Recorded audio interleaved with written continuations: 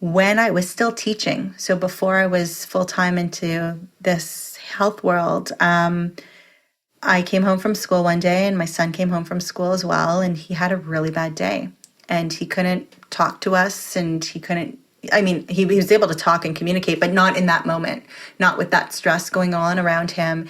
And I knew that he needed to calm down. I knew he needed to take deep breaths. I understood the connection between the breath and the body and the mind and all of that. And he wasn't having any of it. And having been a kindergarten teacher before, I was like, I need a tool. I need a book, right? Kids are going to camp for the summer, read them a book. We're going on a field trip, read them a book. There's a pandemic, read them a book. Whatever it is, like books and pictures and words and stories communicate very well to young children. So I couldn't find a book in my head. I couldn't find a book online that would actually help him to in that moment. So I went downstairs and I wrote it. And I said, this is what kids need. Kids need to learn the tools way before they're adults who are out of control and need to make up for it. This needs to be grassroots. This needs to be young children learning meditation on sometimes very small levels and sometimes very deep levels as well. So I wrote the book.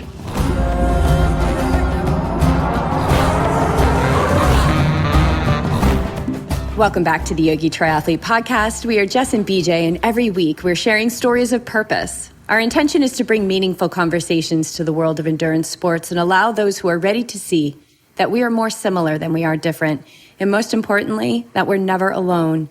Our hope is for everyone to realize in this lifetime that there is nothing to hide. Truth is always the way to a fluid life, and that vulnerability is the strength that opens us to our greatest expression, growth, and performance.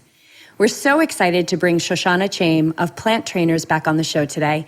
BJ and I shared the mic with Shoshana and her husband Adam in early 2019, and we went deep right off the bat. It was an organic dive into their story that brought to the surface important and tender topics like PTSD and mental wellness. So if you have not listened to that episode, it's 148. It's linked up in the show notes, so definitely have a listen. It's a very powerful story that started with two seemingly healthy people that faced two devastating diagnoses that threatened to end Adam's life before the age of 40. They were told to cross their fingers, which for Shoshana meant prepare for the worst. Pregnant with their second child at the time and completely overwhelmed by the unknown of the future, Shoshana experienced a day-to-day trauma that led to perhaps the greatest battle of her life to regain her mental health.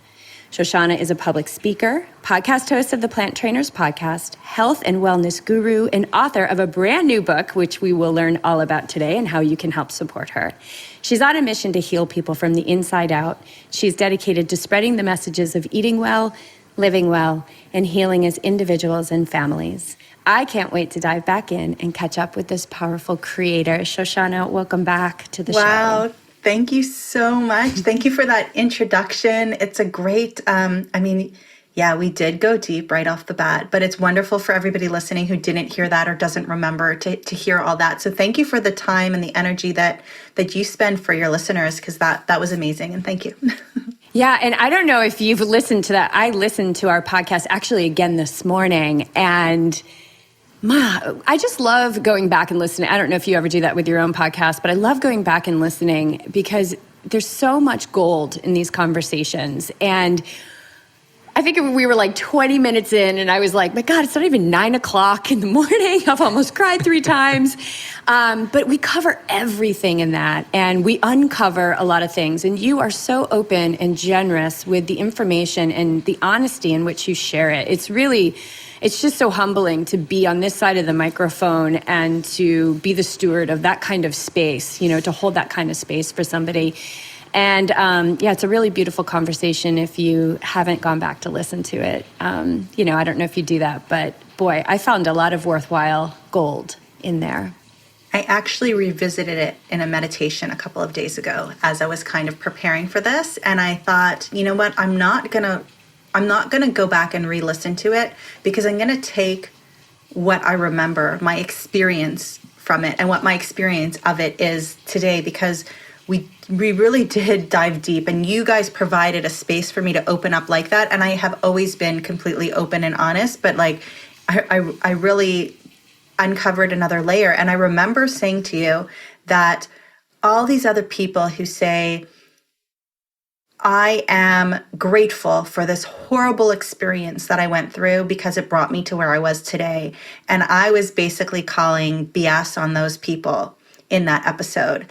And I can say that today I'm in a situation, and it really just happened like over this whole COVID time. It really just happened where I can't say that I'm so grateful for it, but I can say that I understand where those other people are coming from. And I can say that I can see how my life would not have been where it is today had that not happened. And although I will never be happy that I had to go through all that, or that we still continue to have little snowflakes of things happening because of that, but I can see how it was part of my journey and how it was happened and meant to happen to bring me to where I am today, and for my gifts to be able to be out in the world. So there's been a lot of work that's been done since then, and a lot of just thinking and growing. How did that just come with time? Or do you in your meditation, is it meditation work where you're kind of still with your thoughts? Is there any sort of thing that's changed in the time that we spoke between now and then? So I can't say that I did any work specifically saying because of that thought, I'm going to do this, I'm going to do that. But because of everything that I do, right? This is a holistic journey. It's not just the food. It's not just the liquid. It's not just the movement. It's not just the stress management. It's the spirituality. It's everything together.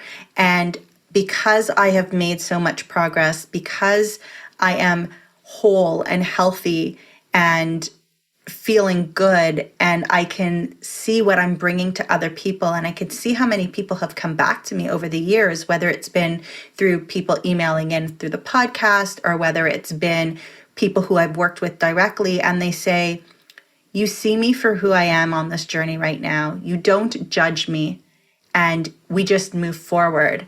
And I realize that that's what I've been doing for myself for a long time. I am hard on myself sometimes, but I've let go of that judgment and just kind of moved forward. So it's just the overall work. And I changed up my meditation probably about a month and a half or 2 months ago. So I had this realization before I changed up the meditation, but the way that I meditate now is just, I can explore any topic I want on any day, or I can just ask for the higher being to show me what I am meant to explore that day. And whether I see it or hear it or feel it or just know it, something happens every day. So the other day it was just, reflecting on our last conversation and where I am today. And it's just so interesting because I know that there are people out there who might not want to admit it, but definitely feel the same way that I felt / still kind of feel, is that other people who say, I'm so glad I had that car accident. I'm so glad I had that sickness. I'm so glad I lost that person. If it was really, really painful, that really can be hard for people to accept. Yeah. How long have you been meditating? I have been meditating consistently. I mean, maybe I've missed a couple of days here and there, but I've definitely been meditating consistently since probably 2018, so the end of 2017. And then there were pods where I would do it for a month or so before and after there, but I saw more value in it and was consistent with it. And it's changed, and it continues to change. So sometimes it's a meditation because I really want to be building my business mindset. So I'm listening to guided meditations from, certain people. Sometimes I'm just sitting in silence. Sometimes I'm doing the Calm app or something like that. And now I'm actually doing a humming meditation, followed by, so are you familiar with Julie Pyatt? Yes. So I don't know if you have her Srimati meditation, but for me, when I first got it, it was like a half an hour of like really big meditation, and I would fall asleep in it, and I didn't understand any of the words that she was saying, even if they were in English. And now I'm in that space where I like that more really granola kind of meditation that wipes away, like the Calm app. And I'm not saying that it's bad in any way. And if you're there, you're there. And maybe I'll go back to it. But that's not what I need now. I need to dig in and find my own guidance. I need to ask my angels and my spirit guides to come down to me. And I need a space that projects that kind of vibration. So I've practiced enough with the Calm app, and now I'm going deeper. Yeah, a lot of times when people come to us, they join the team or they start working with me on mindset, they're using guided meditations. When I first started meditating, I had no idea what I was doing. I did a 10-minute guided meditation on abundance because I was like trying to build my business. And it worked. It was pretty crazy. It worked. But that's where I started. And so, but what I find is eventually the guided piece, and I lead a lot of guided meditations. I love doing it. I'm not anti-guided meditation, but it's almost like running with music. Like eventually you get to a point where you're like, this is surface and I want to go under because I've developed something through these guided meditations. Now I'm curious and craving more. And I think that's where we take the AirPods out. And I still do some guided meditations now, usually as my second meditation. But I find that we all eventually find our way just and we're always right on time. We're right on time. We're right on time. And it's okay to take a couple of steps backwards sometimes too. And I think that I'm in the place where I would like a guided meditation with lots of room in between, and more of like a question, and knowing that there's someone there with me who I love and trust, who can help me move forward through it. So we all need different things at different times, and yeah, we do. There's layer. It's everything's an onion. Mm-hmm. How do you find time? So you're a mom, busy mom. You're just putting out a new book. You're a podcast host, and you've got thing after thing to accomplish. Like, where do you find the time? Do you roll out of bed, get into the closet so the kids don't disrupt you? Like, what's your secret? So I used to meditate in the closet, but I don't. I don't anymore because we have a basement office now. So I don't have time for everything that I want to do. And I know that we need to make priorities, and we need to do whatever we want to do, we show up and do. But if you want to do 100 million things, you could only choose 100. But my meditation's non-negotiable. 2 days ago, I came upstairs, 4:30, like I normally do, started to make dinner, and I just was like, what's wrong with me? What is wrong with me? And the morning routine had changed, and I had said, I'm now in March, I'm focusing on a specific goal, and I have blocked out a certain time for myself. And I said, I will do my goal first and then do my meditation because that's so not negotiable. I know I'll get it done. And I went over time with my goal and then had to get the kids up and then never went back to the meditation. So I was like, I don't know, picture someone who drinks coffee every day and hasn't had their coffee. Like, that was me. So how do I find the time? I wake up at 6 and I meditate. I get my water. I go downstairs to the kitchen. I don't even turn on my phone. I go downstairs to the kitchen. I get my lemon water. I drink that on the way downstairs. I start the meditation playing as I finish up my water. So it's kind of getting me into the mood. And then I join in when I'm ready to join in because it's a half an hour. So if I do a half an hour, if I do 25 minutes, I'm getting the same out of it right now. That's how I feel. And I just do it. And then I slip over from the couch where I'm doing the meditation over to the desk. And then I just start working on the project that I'm working on. And I bring that energy with me. And that's the morning. That's the general morning routine. And it's hard. It's hard to stay focused. And I'm working really hard at not opening up my email and my Facebook Messenger and my Instagram and my everything, because I like to get all the messages out of the way so I feel like I can move on. But what I've learned is don't even look at it to know what's there. Even though I know it's there, if I don't know what exactly is there, I'll just be able to move on. And now some of those messages are starting to only get, answered later in the day, but that's okay because if I don't take care of me, I know what will happen. Yeah, and it is so okay for those messages to be returned later in the day. So I used to be that person that like as soon as the email came in, I had to return it. As soon as and then there was like a pride that went along with that. Like I return. I'm like replying to spammers and BJ's like, that's totally spam. I'm like, everybody deserves a reply right away, you know? And it was this very hard line. And guess what? Like the things that I wanted to do weren't getting done because I had this hard line that everything had to be done right away. And when I think one of the biggest things that meditation has done for me is just like soften me. Like I know I can get stuff done and it's softened me. And it's like, it's okay if that gets returned tomorrow. It's okay. So looking at your practice now, pretty steady for all these years, what do you think meditation has offered you? How has it shifted you? How has it shifted me? It definitely keeps me calm and holds me together. It's like the thread. It's like the thread, and it's okay to unravel, and and it will start to unravel, but it's going to be just held a little bit tighter when I've meditated, and it allows myself to ask myself questions, find my own answers. I don't think naturally I'm a very decisive person. I don't tend to make quick, fast decisions, and that's something that I'd like to do more. But when I meditate, I can do that. I can do that better.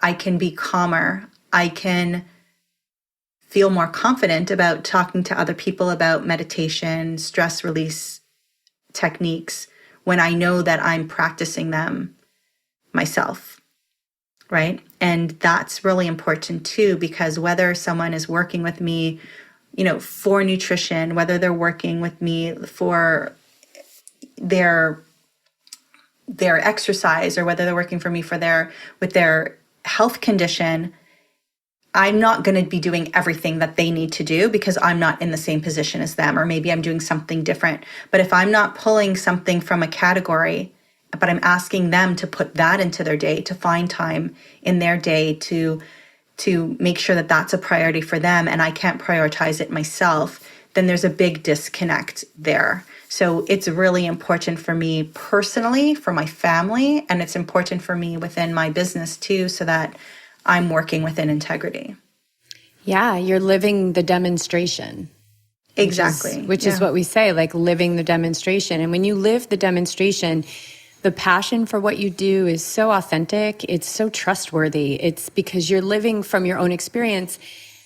However, you know that everybody's journey is unique to them, right? So you speak from your own experience. And I think that is such a profound way to guide others, because it's very empowering. It's like, well, this is what I have found, and you know that, only they can make the change. You can't make the change for them. But when you're living the demonstration, you're showing up with an energy that's, I don't know, the words that's coming in, it's like this foolproof energy that comes in. Like I'm doing it, I'm living it, and I'm sharing my experience. And it's also okay when I miss a day.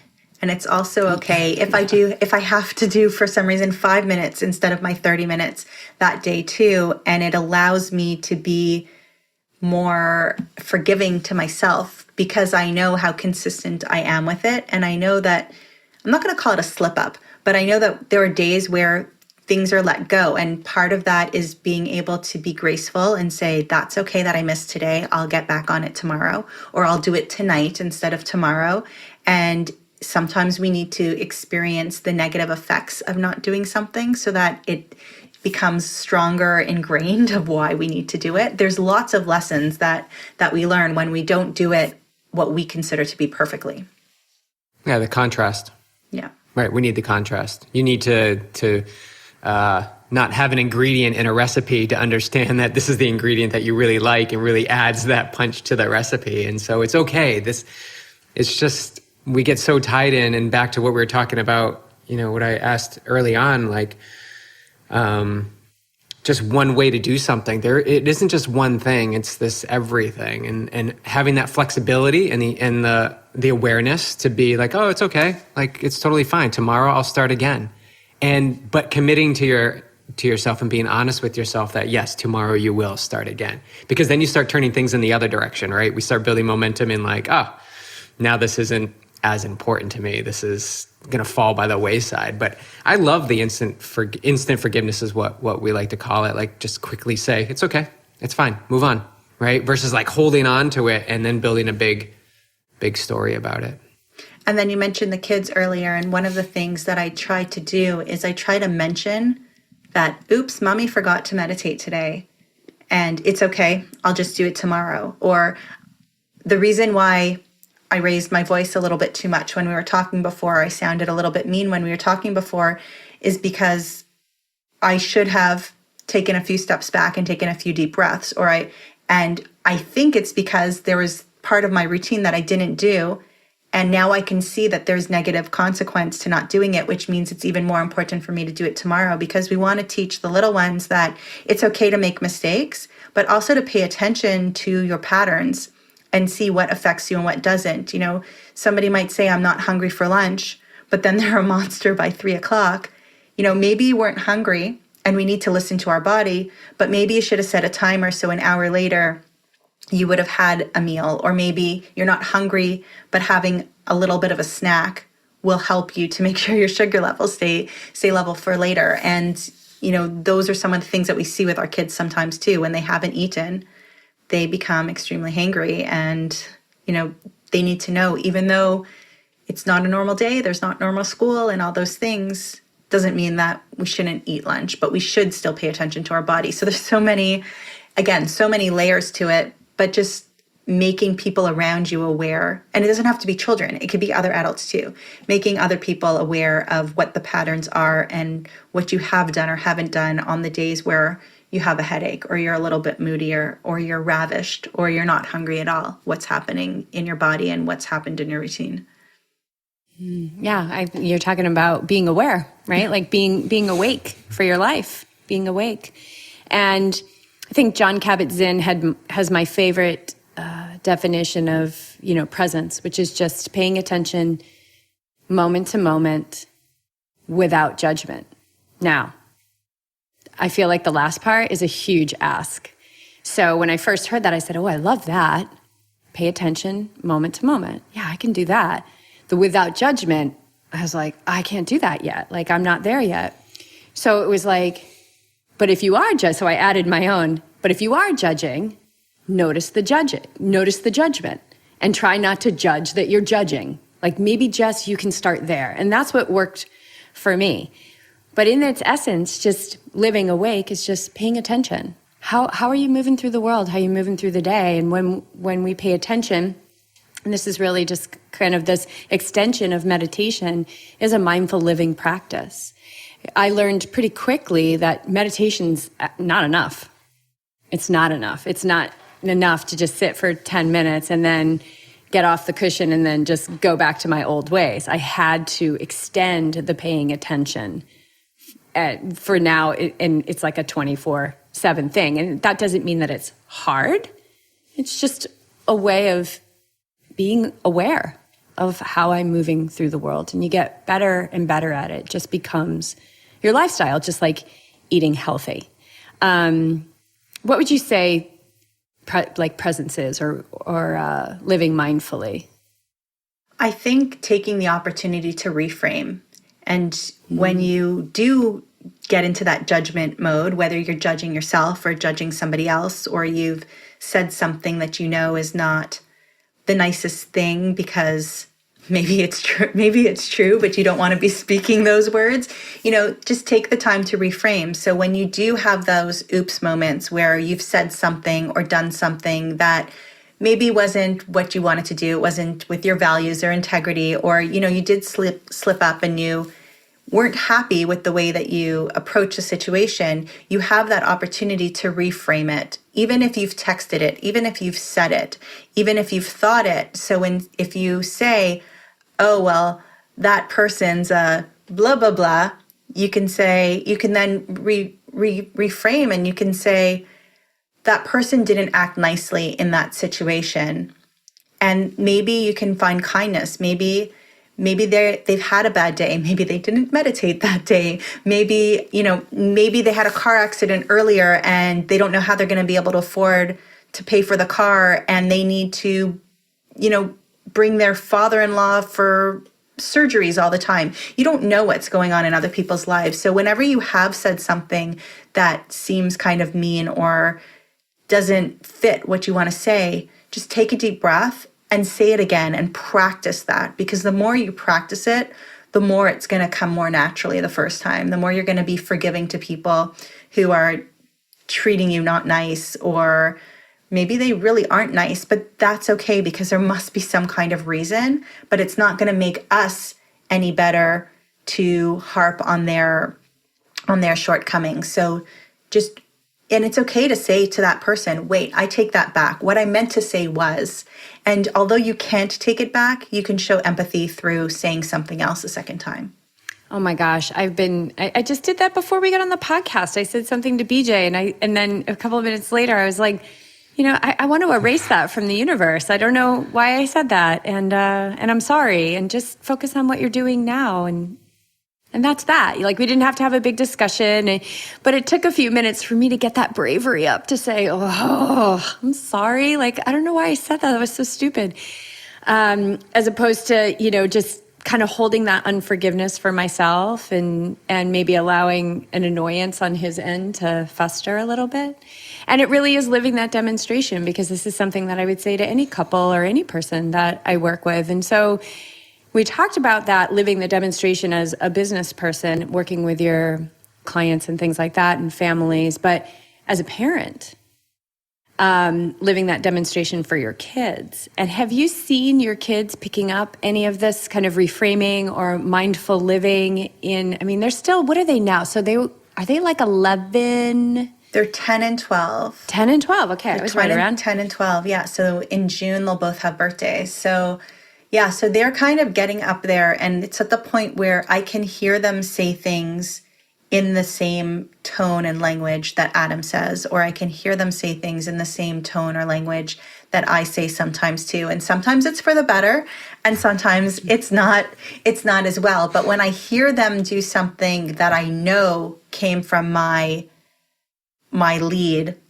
and I'm not necessarily thrilled with it, I make more of an effort to model different behavior moving forward. And my daughter, she's a little comedian, and she loves making jokes. And part of the jokes that she makes is like burning people. She doesn't mean it, but like, so if somebody rolls her eyes, she'll be like, no need to look for your brain, it's not there anyway, or something like that, right? She doesn't mean it to be mean. It's just like, if you think about it, it is kind of funny, but you never want to say it to somebody seriously, kind of thing.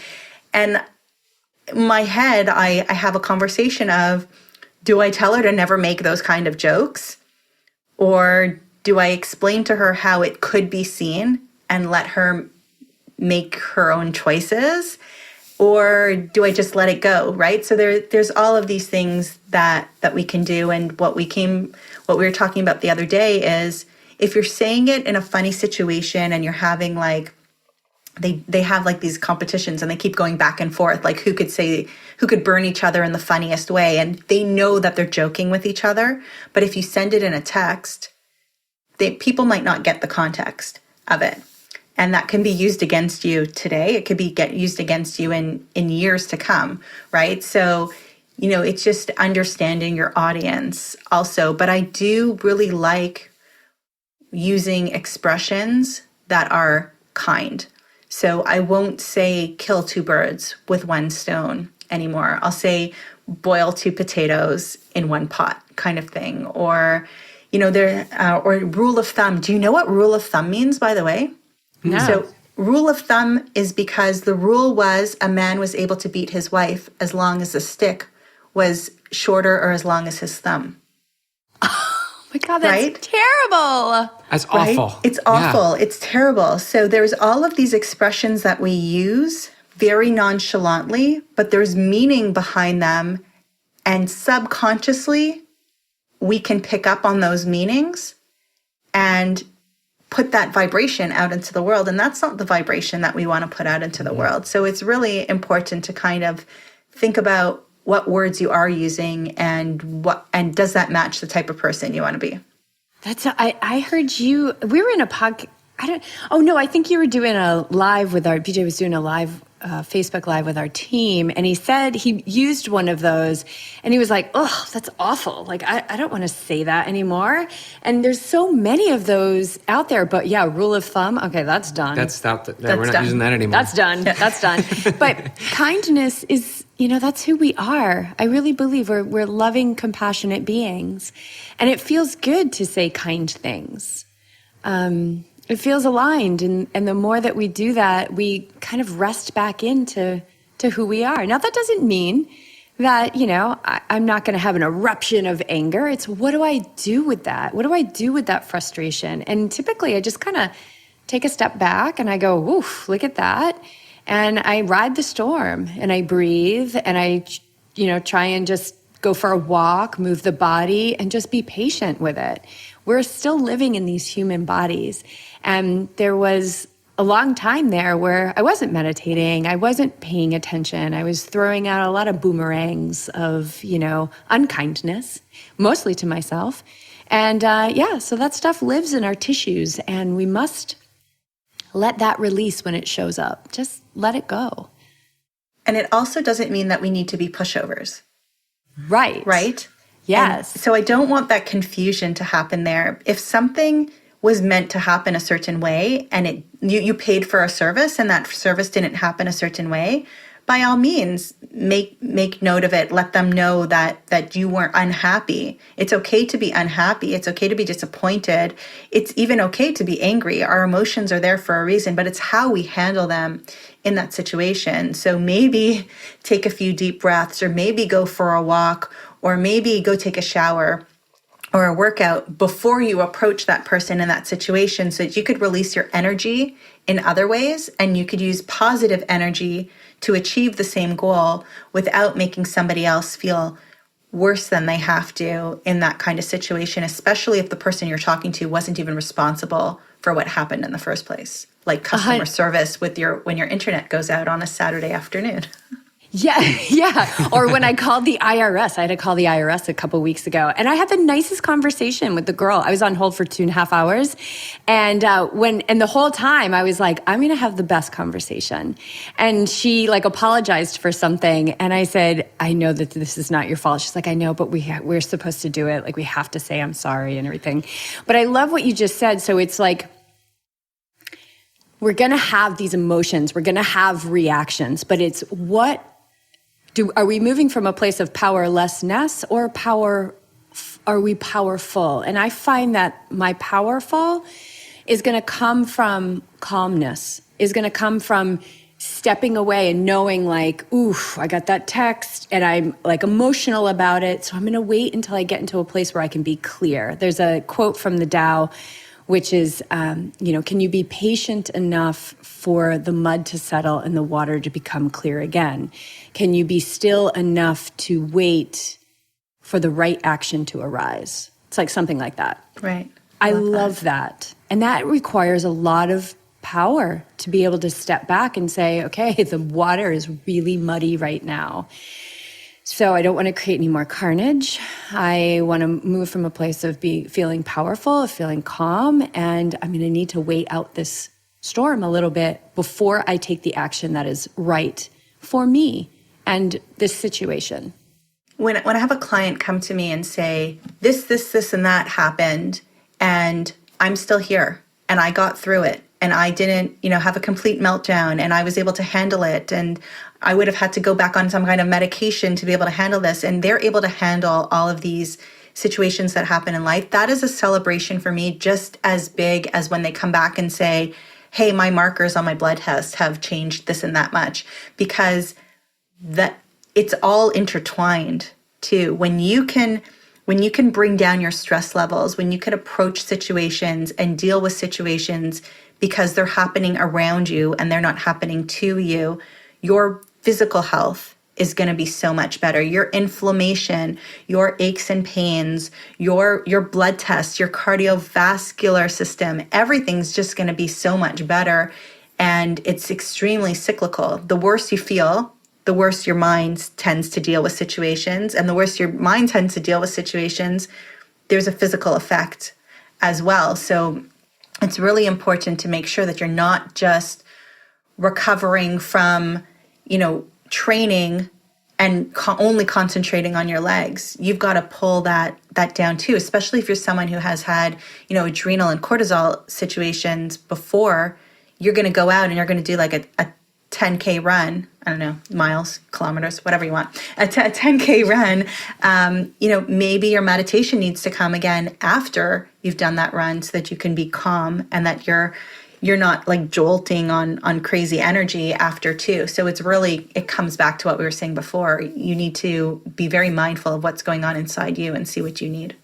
Yeah, we had Matt Russell, a professional triathlete, on the podcast not too long ago, and he started doing that after his workouts. His intense, he rides the bike indoors a lot. He would meditate afterwards, and he would just see his heart rate, even for like 5 minutes, they would just like dramatically, after pushing, a hard level, coming right back down to normalcy, or what normal for him is as a professional triathlete. So from 2017 to 2018, my cortisol and my adrenal levels were completely off. It was hard for me to get out of bed. I don't remember if I talked about this last time, but it was hard for me to get out of bed. The kids were late for school every day. I was falling asleep at red lights. That's how bad it had gotten. And when I was finally able to start exercising again, of course, my personality, I start going to Orange Theory Fitness. And but the good thing about that is that I had to wear, because I'm not a Garmin girl. I don't have any Fitbit or anything I don't even wear a watch. But because I had to wear it in the class, I was able to see my heart rate come down. And I would because I knew I had to run out after, or I didn't want to do it in the hall, I would take that last 5 minutes and I would sit on my treadmill while everybody else was doing their cool down. I would cool down 5 minutes before, and I would just sit there and I would breathe and I would meditate. And then I'd open my eyes and it would almost look like I wasn't even alive anymore on the numbers up there, because it had brought it down so much. But that's what I needed, because it would have continued to climb throughout the day. And I was already very susceptible to, not having a good cycle in terms of my hormones. So it does make a huge difference. Yeah. Yeah. I think that's magnificent for athletes to hear that. And I do it myself just to jumpstart recovery, right? We know that when we recover, we adapt to the stress and we get stronger. I'd like to switch gears a little bit and talk about being a peaceful goldfish. Nobody can see me right now. I'm swimming like a little goldfish. I just love the name of your book. So tell us about it. Thank you. I appreciate that. Yeah, I am a peaceful goldfish. When I was still teaching, so before I was full-time into this health world, I came home from school one day, and my son came home from school as well, and he had a really bad day. And he couldn't talk to us, and he was able to talk and communicate, but not in that moment, not with that stress going on around him. And I knew that he needed to calm down. I knew he needed to take deep breaths. I understood the connection between the breath and the body and the mind and all of that. And he wasn't having any of it. And having been a kindergarten teacher before, I was like, I need a tool. I need a book, right? Kids are going to camp for the summer, read them a book. We're going on a field trip, read them a book. There's a pandemic, read them a book. Whatever it is, books and pictures and words and stories communicate very well to young children. So I couldn't find a book in my head. I couldn't find a book online that would actually help him to in that moment. So I went downstairs and I wrote it. And I said, this is what kids need. Kids need to learn the tools way before they're adults who are out of control and need to make up for it. This needs to be grassroots. This needs to be young children learning meditation on sometimes very small levels and sometimes very deep levels as well. So I wrote the book and I was going to self-publish it. And I decided to hire an illustrator to make the pictures for me exactly how I wanted. And it was really important for me, for any child, to open the book and somehow see themselves. Because I read kids' books all day long to my classroom, and it's very easy for a young white child to see themselves in every book. But what about every other child out there, right? What about, there's Black, there's Asian, there's brown, there's mixed, there's hundreds of different shades and eyes and everything. So I was like, how am I gonna make this more accessible to everybody? And she did an excellent job at that, I thought. And then I decided that I wanted to get it traditionally published. And then I learned that you can't present a book with the illustrations. You need to present the book alone. So I have these beautiful illustrations still, and now I have a different set of beautiful illustrations as well. Very different, but extremely beautiful. And so I found myself an agent, and we got the book published. And it's been about 5 years, almost 6 years in the making, where it's finally hitting the shelves April 13th, like everywhere. I'm so happy that stores have reopened here in Canada, because I could actually walk into the bookstore in a couple of weeks and take a picture of myself pointing to it on the shelf. It's really exciting.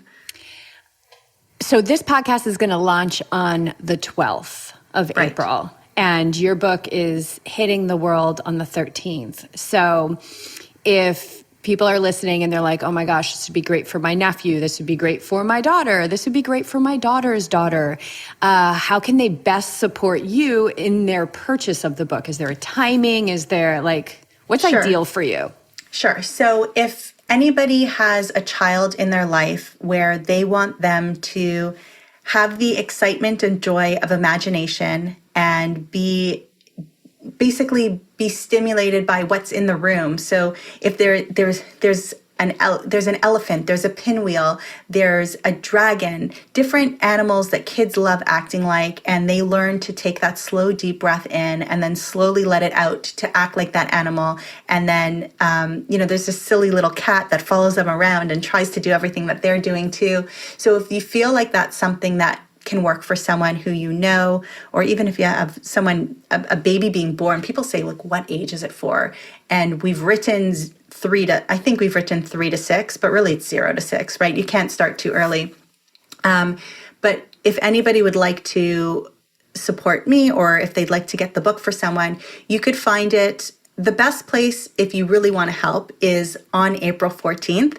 If you buy it on Amazon, that would be perfect. That would be perfect, because when people buy books all on the same day or around the same time, it kind of makes it come up for other people more. So that will mean more people will see it and it will get into more hands, because this is a skill that kids need to learn.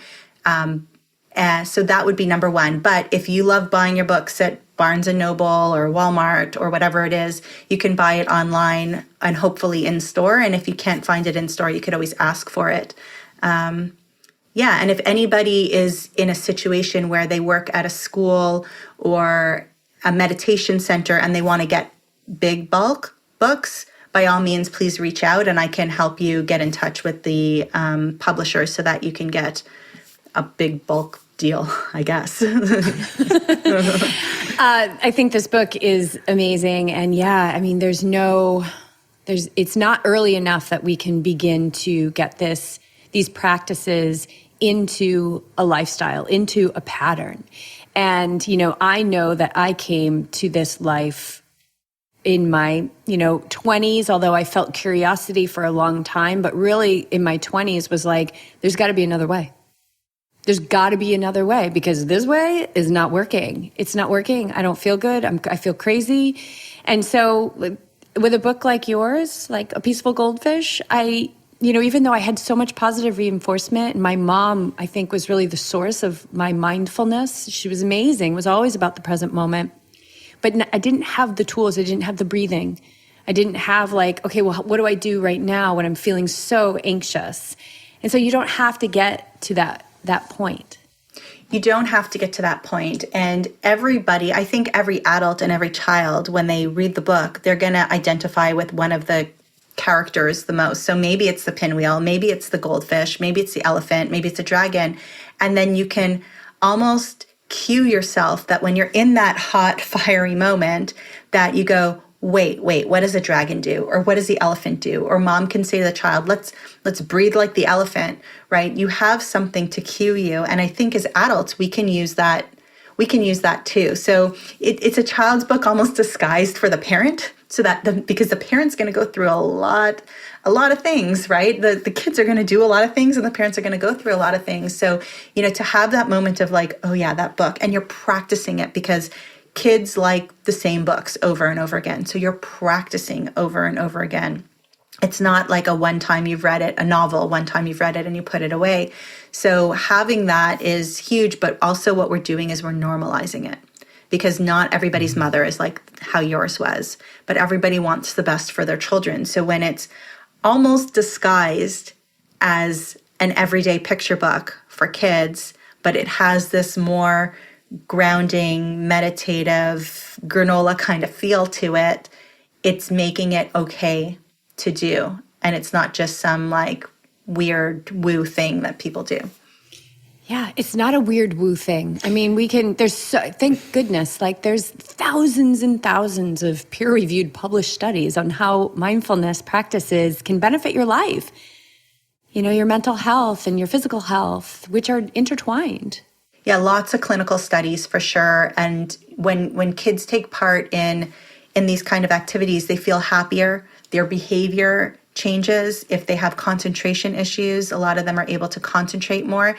It's like fixing the potholes on the highway, right? You're making that connection so much better. So why wouldn't you want to do that? And why wouldn't you want that for your kid? I think everybody does. And, there's like, breathing is just key. If you cannot be alive without breathing. So if you breathe more, or you breathe more intentionally, then things can only get better from there. Yeah, it's the bringing what we're talking about with awareness and presence, right? That we're breathing, I don't know how many breaths a day that we don't even, can you even think about, like yesterday, oh my God, I had this awesome breath. Like you can't even recall that. So I did have an awesome breath yesterday.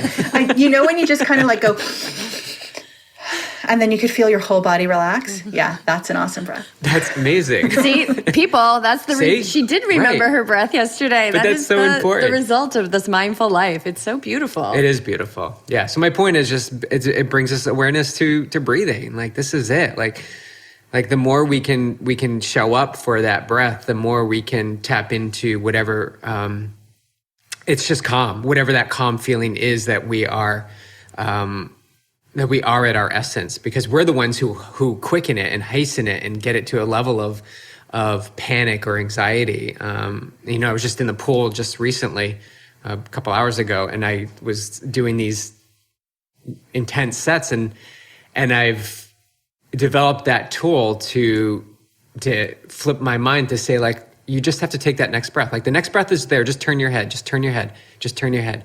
And as long as I've got that awareness, I know that I have that next breath. And so psychologically, I don't worry. I don't get caught up in the chaoticness of how not to control this runaway train. I get caught up in the present moment, which is just take another breath. And so I can still swim that intensity. This is the magic. Like I can still swim the intensity, but the breath doesn't have to match that intensity. You can actually separate the two. Yeah, you don't want it to feel like your first triathlon when you take off in the pack, in the water, and you literally cannot breathe, right? Yes.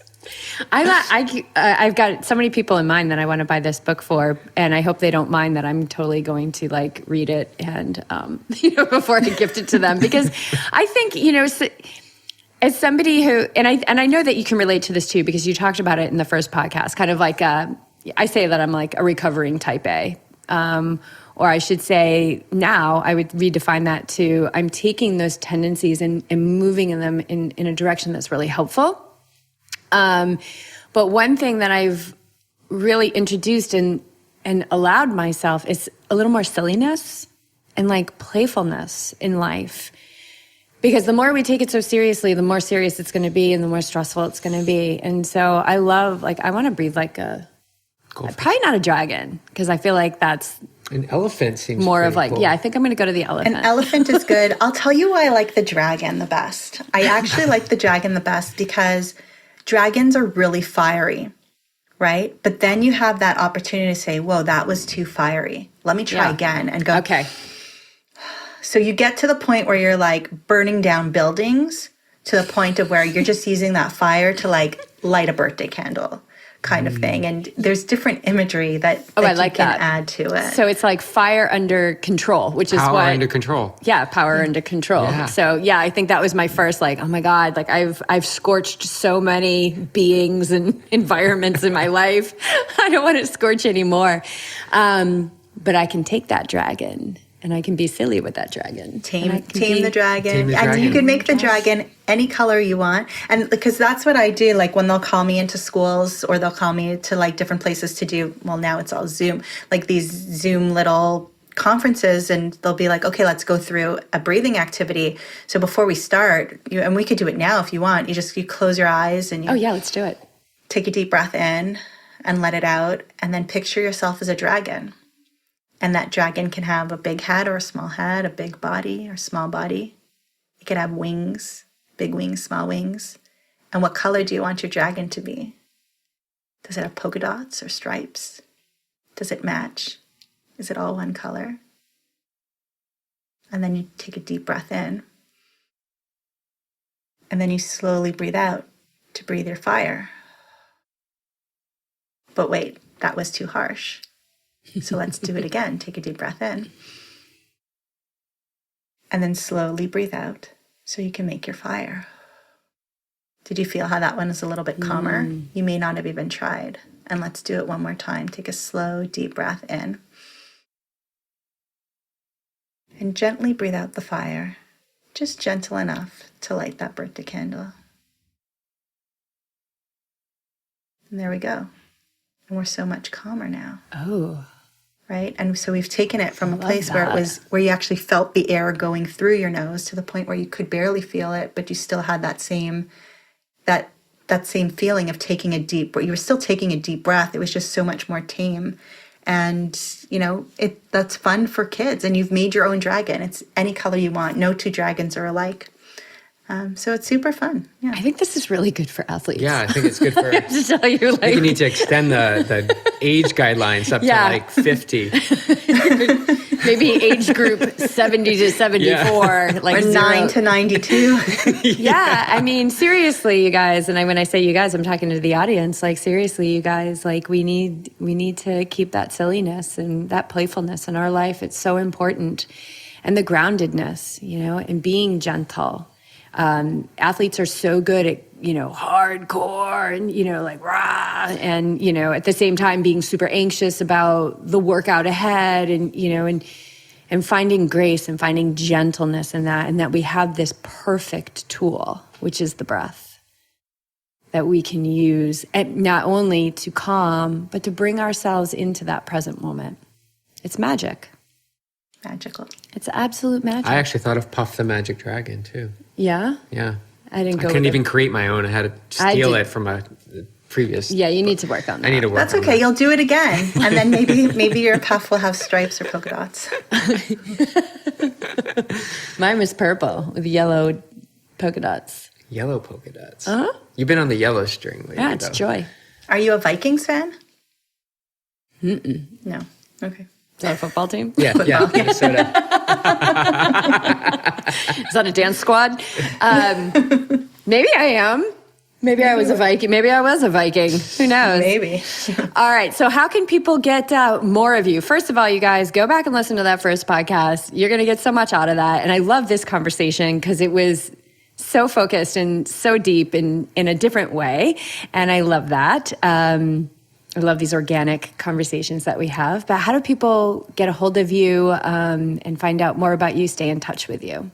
Sure. So I think the easiest way is on Instagram. If people are on Instagram, they can go to @PlantTrainers. So PlantTrainers has 2 T's in the middle, and you'll have access to our podcast there. You'll have access to some of the other content that we put out there, and you're able to DM me. So if you have a question about the book and who it's good for, or if there's something else that I said that sparked an idea today that you want to share with me, I'm happy to answer you there. I will answer in my own time, but it will be me or Adam who will answer, and he'll tell me if it's for me. So by all means, you can get us there, or the PlantTrainers PlantTrainers on our website also can be a great place, and you could access me and everything we do right there. Yeah, I mean, you guys have 300 and, I mean, you're close to 400 episodes at this point with the podcast. We are past, at the time that this comes out, we are past 400 episodes. Our 400th episode came out on March 9th. So, March 9th. So, yeah, we've got 400 episodes where we've interviewed amazing people like yourselves, amazing people, amazing doctors, many of the doctors that you see on the documentaries, people with their own transformation stories, people who are plant-based or using plant-based nutrition to help their clients in many different ways, everything from athletics to mental health, you name it. So we're really proud of the work that we put out there. And, you know, when there's room in our schedule to work with new clients, we definitely do that. And like I said at the beginning, we meet people where they are with no judgment so that they can achieve their wellness goals. And that's really what's most important to us. And, you know, a lot of people say, well, how does your book have to do with plant-based nutrition? And because it's not just nutrition, right? It's everything. It's nutrition, it's movement, it's stress management, it's sleep. And it's really coming down to your cellular integrity and what you need to make sure that your cells are in alignment so that your body can be as balanced as possible. Yeah, I love that. Yeah, there's no magic pill, you guys. Mm-hmm. Like, we are the magic pill. We are the magic pill. Yeah, right. They're the magic pill. Yeah. Mm-hmm. Not me. Yeah. Not me. Right. No, I knew what you're saying. Yeah. Because we'll get, and I'm sure you do too, we'll get emails saying like, oh, because of you, I was able to sustain the plant-based diet. Because of you, we lost 60 pounds. And it's not because of us.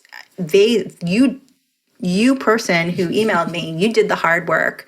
You know, we offered some information, but you chose to show up every day. You chose to show up every week. You showed up for yourself. You did the work, and that's what it's about. But when you have the proper guidance, the work's not quite as hard, and you feel supported and loved throughout the process, which makes it a lot easier as well. Yeah. And, you know, the three of us have done the hard work, right? Like, people are not seeing you when you're coming home from work and going straight up to bed because, you know, you're so overwhelmed. And they're not seeing when, like, I'm like, can't even breathe because I'm like, oh my God, like, are we ever going to be successful at this? This is so scary, you know? Or BJ in his dark moments. But it's like, those are the moments that brought us to today, and this contrast of life, as shocking and as traumatic as it can be, there's also the opposite of that. There's the beauty and there's the power, and you know that we do have those answers inside of us. But the guidance, like, I don't know what I would do without our meditation teacher. I'm always like, you cannot leave the earth. Like, I'm really attached. Like, please don't leave the earth anytime soon. Because having that mentor, having that guide it's everything. It's everything. And for all the reasons, right? For the love, for the support, for the accountability, for the applause, you know, for the reminders, all of those things. And so I'm grateful for what you guys put out into the world. I'm grateful for everything that you've shared with us and our audience. And I'm really excited about this book hitting the world, and we'll do everything we can to continue to share the awareness of that. Thank you. I appreciate that. I appreciate both of you and everything that you've done and continue to do. And if there's anywhere where I feel complete, and I always try to show up as myself, but if there's anywhere that I do feel completely comfortable showing up as myself, it's with the two of you. You provide such a beautiful environment. So thank you for everything that you do. Thank you for having me here today. So beautiful. Awesome. We love it. We love you. We love you too. Love you.